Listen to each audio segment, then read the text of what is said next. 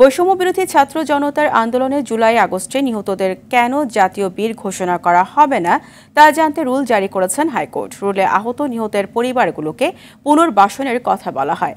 এদিকে শেখ হাসিনার আমলে গায়েবী মামলা দায়েরের হোতাদের চিহ্নিত করতে বিচার বিভাগীয় কমিশন গঠনের নির্দেশনা চেয়ে হাইকোর্টে আলাদা রিট দায়ের করেন এক আইনজীবী। অধরা ইয়াসমিনের রিপোর্ট। জুলাইয়ে শুরু হয় বৈষম্য বিরোধী ছাত্র জনতার আন্দোলন দমনে এক পর্যায়ে নির্বিচার ছাত্র জনতার উপর গুলি চালায় সরকারি বাহিনী। এতে বহু হতাহতের ঘটনা ঘটে।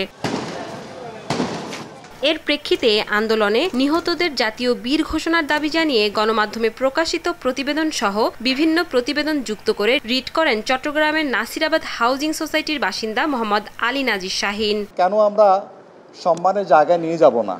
কেন আমরা ওনাদেরকে মুক্তিযোদ্ধা হিসাবে প্রকৃত তুলে ধরার জন্য রাষ্ট্রীয় একটা অবস্থান তৈরি করব না? কেন আমরা যারা আহত হয়েছেন, যারা মানবতার জীবনযাপন করছেন, রাষ্ট্র কেন তাদের দায়িত্ব নেবে না? বীর মুক্তিযোদ্ধা বলা, জাতীয় বীর ঘোষণা করা এবং ওদের পুনর্বাসন চেষ্টা করা, সবগুলোতেই যেন আমরা নৈতিকভাবে একটা অবস্থান তৈরি করতে পারি।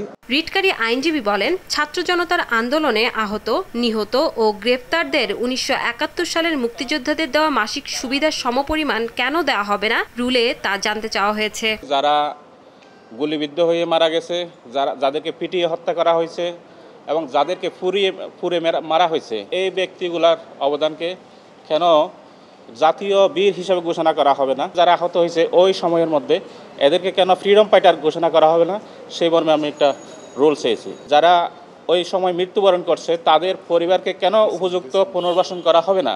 আরেক রিটে শেখ হাসিনার শাসনামলে গায়েবী মামলার সাথে জড়িতদের বিরুদ্ধে শাস্তিমূলক ব্যবস্থা গ্রহণের নির্দেশনা চান আইনজীবী তৈমুর আলম খন্দকার। এই বিচার বিভাগীয় কমিশনের দায়িত্ব হবে যারা এই গায়েবী মকদ্দমা সৃজন করলো, পরিকল্পনা করলো, বেনিফিটেড হইলো এবং চার্জশিট দিল, তাদেরকে চিহ্নিত করা। ২ নম্বর হলো তাদেরকে আইনের আওতায় আনা।